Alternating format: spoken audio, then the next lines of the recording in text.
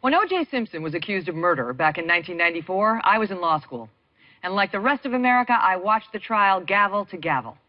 Well, the smash success of the FX miniseries, The People vs. O.J. Simpson, American Crime Story, has proven once again that everyone still likes to talk about the trial of the century. Well, almost everyone. For nearly 20 years, Robert Shapiro, O.J. Simpson's first defense attorney, has remained silent until now. Thank you very much for being here. Why do you think the story still brings out so much passion? I think because, number one, Simpson himself, great all-American hero, one of the greatest football players who ever lived. First time DNA was ever used in a trial of any significance. Very interesting lawyers on both sides, and a horrible, devastating loss to two families.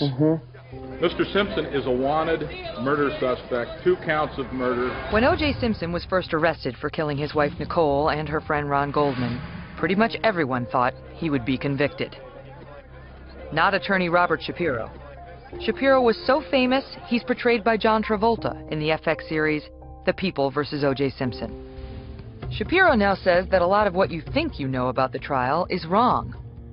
First, Shapiro says he outmaneuvered Marcia Clark by making her believe he wasn't ready. The judge asked, Mr. Shapiro, what's your position?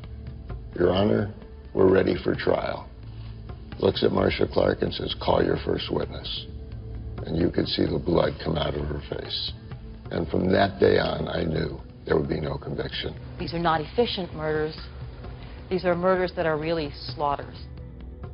Second, Shapiro believes the prosecution did not understand the evidence.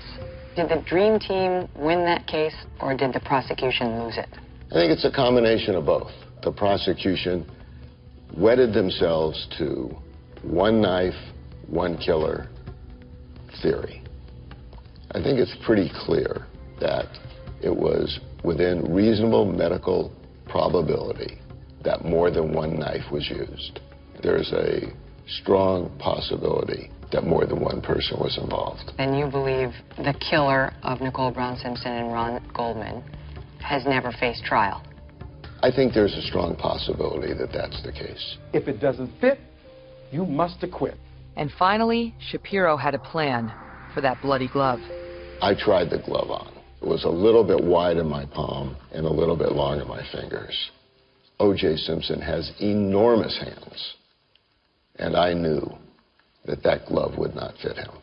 Really? Wouldn't even be close. Did you feel in that moment when you put your hand in the glove that you were trying on the glove of the person who murdered these 2 people? As you say it now, it is chilling. But I was looking for one thing and one thing only, the size of that glove. So when O.J. Simpson was asked to try on that glove in that courtroom, did you realize it was a critical mistake by the prosecution? Here's what I told O.J. Simpson. I want you to walk as close to the jury as you can.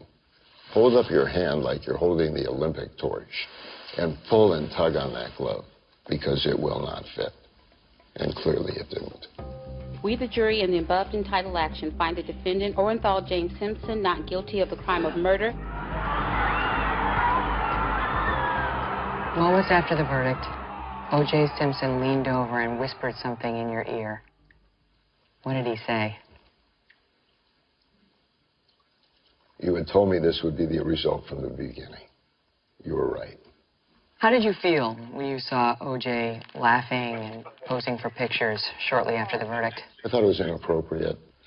2 people were dead, and there should still be some respect, certainly for your ex-wife.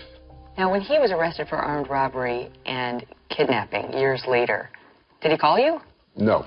Why not? Do you know? Up to him. I wouldn't have taken the case in any event. Why? He still owed me money from the first one. Really? After the verdict, Shapiro went on to create the popular website LegalZoom. Fast food-like legal advice.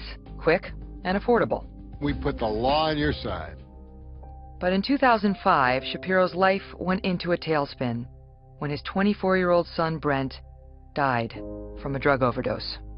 When you went to the hospital that morning, did they let you see him?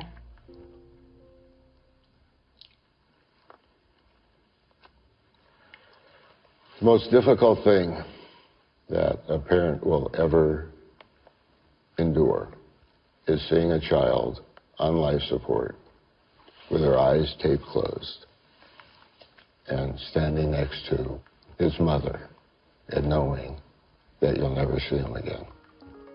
The Shapiro family channeled their grief into the Brent Shapiro Foundation, which lobbied hard for a Good Samaritan law that says anyone can report a drug overdose without fear of getting into trouble themselves.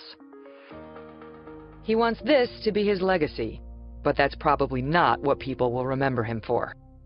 What's the takeaway from the trial of the century? There's moral justice and there's legal justice. And when that not guilty verdict was rendered, I felt legal justice was done. As far as moral justice, I haven't discussed it with anyone, including my wife.